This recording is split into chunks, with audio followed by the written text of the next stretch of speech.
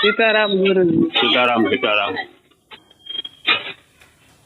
આપણે ભગવાન બસ પૂર્ણ સમર્પિત થઈ જાય, ઓલું થઈ જાય તો આપણે પછી વિચાર આવે તો આપણે વિચાર જોતા, હું જોતો વિચાર આવે છે જાય અને પકડતો ને વયા જતા.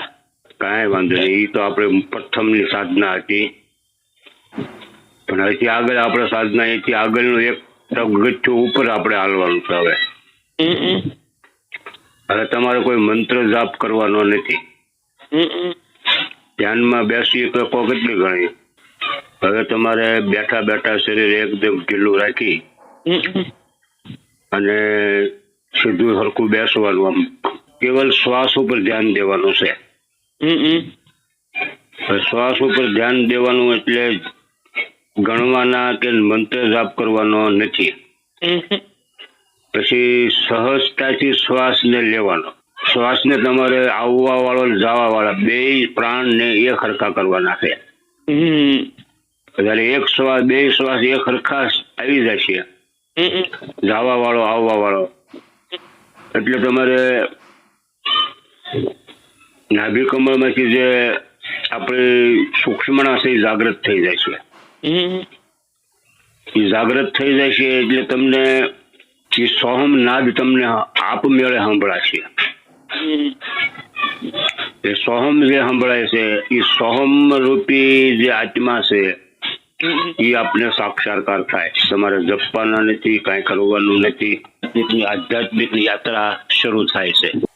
એટલે સમય પરિસ્થિતિ અનુસાર જીવન જીવવું અને એમાં સત્કર્મ કરવું અને હરિનું ભજન કરવું, બસ આ જ મોટો ઉપદેશ ગણાય અને આજ આપણો ગુરુ પણ ગણાય. સમયથી આગળ કોઈ જઈ શકે નહીં, કોઈ આવી શકે નહીં. સમયથી આગળ કોઈ, સમય જ બ્રહ્મ છે અને પાર બ્રહ્મ દેખાય નહીં એવો, એને પાર બ્રહ્મ કહેવાય. આપણી પાસે હોવા છતાં પણ આપણે એને સમજી ન શકીએ, પણ એની ઈચ્છાથી વિરુદ્ધ આપણે કંઈ કરી ન શકીએ. પણ મોટા ભાગના જે મહાપુરુષો છે એ સમયની સાથે મસ્તક ઝુકાવીને હાલે છે. પણ આપણે તો આપણા ભજનમાં જ ધ્યાન લેવાનું, ભક્તિ માર્ગમાં જે મેં કીધું છે એ વિધિ આજ અપનાવો થોડાક દિવસમાં, એટલે તમને કંઈક અનુભવ થશે. એમાં કેવલ કાંઈ બોલવાનું નથી, કાંઈ જપવાનું નથી, કેવલ શ્વાસને હરખા કરવાના છે. એ શાંતિથી લેવાના, ધીરે ધીરે ધીરે ધીરે છોડવાના, બસ. અને એ સમતલ થાય પછી હા, બેને હરખા હરખા હાંકવાના. જેટલો સમય લેતા થાય એટલો સમય રીતે શાંતિથી શ્વાસ લેવાનો. જયારે બે એક હરખી લાઈનમાં આવી જશે એટલે તમને 2-3 સેકન્ડની અંદર તમારે ધ્યાનની અવસ્થા શરૂ થઈ જશે અને સૂક્ષ્મણા જાગી જશે. સૂક્ષ્મણા જાગશે એટલે તરત તમને સોહમ રૂપી તમારે તન મનની સૃષ્ટિ આમાં ભૂલાઈ જશે અને સોહમ પ્રગટ થાય. આ આધ્યાત્મિક નું પ્રથમ પગથિયું છે અને અહીંથી જ લઈને આધ્યાત્મિક ની શરૂ થાય. અને પહેલા સોહમ ક્લિયર કરવું પડે અને જ્યાં સુધી સોહમ સાક્ષાત્કાર ન થાય ત્યાં સુધી આધ્યાત્મિક ની અનુભવની વાતો આપણે કરી ન શકીએ. દીક્ષામાં ફરક હોય અથવા ગુરુમાં ફરક હોય અથવા તમારે સમજવામાં ફરક હોય, આપણે તો આપણે સંયમ ઉપર અધિકાર પ્રાપ્ત કરવાનો. આપણે તો આપણને જીતવાના છે.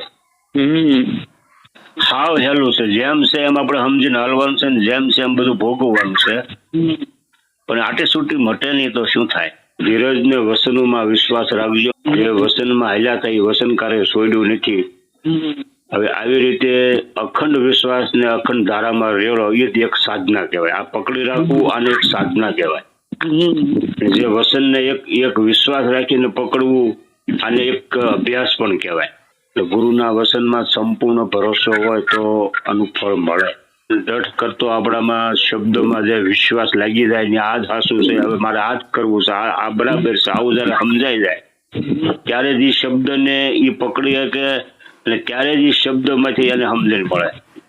જે હજી સંશય થાય હશે આપણે પછી કરીશું, કીધું છે ભગતે કીધું છે સારું હશે, એમાં પછી વિચારમાં 2-3 મહિના કાઢી નાખીએ, પછી હશે એની વાતો કરવામાં રહીએ, પછી પાછા આધ્યાત્મિકમાં ઉતરવાની કોશિશ કરીએ તો વિચારવામાં આવે આમ હશે તેમ હશે તો આવો તો બધા કીધાત કરે છે. એમાં સંશયમાં જ સમય બગડી જાય.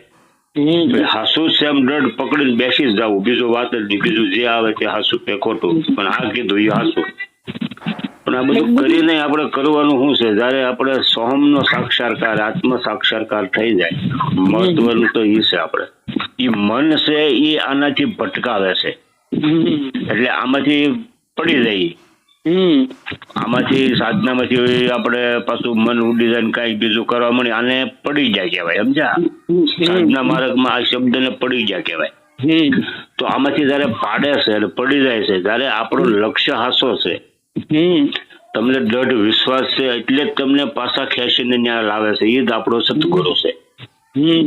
તો આમાં વિશ્વાસ કે અવિશ્વાસની વાત હોય તો તમે ઉભા થઈને પાછા અહીંયા આવો નહીં. દ્રઢ વિશ્વાસ હોય તો જ પાછા આવી શકીએ, તો જ પાછા આવી. અને એ જ આપણને પાછા ઉભા કરીને લાવે છે. એ આપણો સદગુરુ છે. વિશ્વાસ એ જ ઈશ્વર છે, એ જ સદગુરુ છે. એ જ આપણને પાછો ઉભો કરે છે. અને જો વિશ્વાસ કે અવિશ્વાસ હોય તો પડી ગયા પછી પાછા ઉભા ન થાય, સમય લાગી જાય બહુ ઘણો, એ પાછું મોડું થઈ ગયું હોય પાછું આવતા. છેલ્લો શ્વાસ એટલે જ્યાં સુધી આપણે તુર્ય અવસ્થા, જ્ઞાન અવસ્થામાં છીએ, આમાં પાછા ઘડીક સાધનામાં ભજનમાં જઈએ, વળી પાછા સંસારમાં આવીએ, ઘડીક આમ જઈએ તેમ જઈએ, બધું પ્રતિક્રિયા કરીએ. આ બધું એક સંસાર ને સંસારના વિષયો સાથે જોડાણમાં આપણે જયારે પરિપક્વ છીએ, બધું બે સાબડામાં પગ રાખીને હાલીએ છીએ. એક બાજુ સંસાર છે, એક બાજુ ઈશ્વર માર્ગ છે. પણ આમાંથી ધીરે ધીરે ધીરે છૂટતા છૂટતા જયારે આપણી ઉન્મની દિશા પ્રાપ્ત થાય, ઉન્મની દિશા એટલે એવું સમજી લેવાનું કે આ દુનિયામાં આપણે નથી હોવા છતાં એ ઉન્મની દિશામાં આવી જાય. મૌન આવી જાય, ન બોલવાનું મન થાય, કોઈ હારી વાત કરવાનું મન થાય, એકલા રહેવાનું મન થાય, કોઈ પાંચ હારી બેહવાનું મન ન થાય. આ પરિસ્થિતિ જયારે પ્રગટ થાય છે પછી આ બધું છૂટી જાય છે. પછી કાંઈ હોતું નથી એને. પછી એને ઉભરો ન આવે. હવે સમજવું કાંઈ નથી, અને સીધું જ એમને જોડી ગોતી લેવું છે તો કેમ થાય? ઘણા માણસો આખા જન્મમાં ઓલો રસ્તો આલે છે, સાધના કરે છે, તોય નથી મળતો. તોય બીજા જન્મે જયારે એનું પાકે ત્યારે ઈશ્વરની કૃપા થાય ત્યારે મળે. આપણે તો બસ ગુરુ જે માર્ગ આંગળી ચીંતાડે એમ હાલવું, બસ આપણે ભજન કર્યા રાખીને હાલ્યા રાખીએ. છૂટી જાય ને એટલું જલ્દી થાય એમ. એમાં હું છે, એક મોહ લાગી જાય. બધું જાણીને કરવું કઈ નથી, પણ ખાલી જાણકારી મેળવી અને હું કઈક જ્ઞાની છે એવું કઈ બીજાની ઉપર એને પ્રભાવ પાડવો છે અને ગુરુ બનવું છે. બધનો કે પગમાં પડવાનો, માન સન્માન, આ બધું પ્રાપ્ત કરવા થોડું આપણે આ બધું મહેનત કરી એટલા વર્ષ સુધી. આપણે તો હરી લેવા દેવા, સમાજહારી કાંઈ લેના દેના નહીં. કોઈ આપણને સમજે તોય ભલે, ન સમજે તોય ભલે. ગુરુજી ઈ લેવા દેવા હોય તો આત્મ સાક્ષાત્કાર થાય જ નહીં ને. આત્મ સાક્ષાત્કાર ક્યારે થાય કે જયારે આ બધું છોડી દીધું હોય, એને કાંઈ લેવા દેવા જ ન હોય ત્યારે થયું હોય ને. ભગવાન દ્વારા જોડાયેલા હે. હા, એ તો ઈ બધું જાણે ને ઈ બધાને ભેગા ઈ કરે છે. એકબીજાનું માર્ગદર્શન ઈ જ અપાવે છે. બોલવા વાળો ઈ છે ને સાંભળવા વાળો ઈ જ છે. એટલે અપાન ને જીતો અભ્યાસ એ ગંગામાના શબ્દો આવે, ઈ જ આ જીતવાનો અભ્યાસ આ છે કે એક ખરખો કરો, આપણા કાબુમાં આવી જાય એટલે બધું થઈ જાય છે. અપાન નાભીની નીચે પણ આવે. આપણે જે ખાવામાં આવે એને પ્રાણ કહેવાય. જે ખાવાનું નથી એને અપાન કહેવાય. જેને ખાય નથી શકાતું, તેની સુગંધ ન લઈ શકાય, એને અપાન કહેવાય ને. હવે જે લે છે એ તો પ્રાણ છે, મીઠો છે, પણ ઈનો ઈ પ્રાણ જયારે નાભી ચક્ર ને આટો ફરી અને જયારે બહાર આવે તો ઈ શ્વાસમાં દુર્ગંધ આવશે. એ ખાઈ શકાય એવો નથી, એટલે એને અપાન પણ કહેવાય. એટલે અપાન એક એવો છે કે પ્રાણ ની હારી ના હાલે, કાંઈ ઓછો હાલે કા વધારે હાલે. એટલે ઈ અપાન છે એને જીતવાનો છે, આપણે એ ખરખો કરવાનો છે. એટલે નાભી કમળમાં પાન ને અપાન ને એક થવું, અને પછી નાભી કમળ થી સુરતા ચડે આસમાનમાં, એ બે એક થશે. એટલે નાભીમાંથી જે સુરતા જે સૂક્ષ્મના જાગશે એ જ આપણા બ્રહ્મભાની અંદર ચડી જાય અને ત્યાં આપણે આત્મ સાક્ષાત્કાર થાય. સરસ સત્સંગ કર્યો લ્યો. આભાર બેયનો, મારો અને તમારો. તમે મારા માટે આભારી, હું તમારા માટે આભારી, અરસપરસ. એમાં કોઈ એકાદાનો વધારે આભાર એવું કાંઈ માનવાનું નહીં. ચાલો સીતારામ. સીતારામ ગુરુજી. સીતારામ સીતારામ.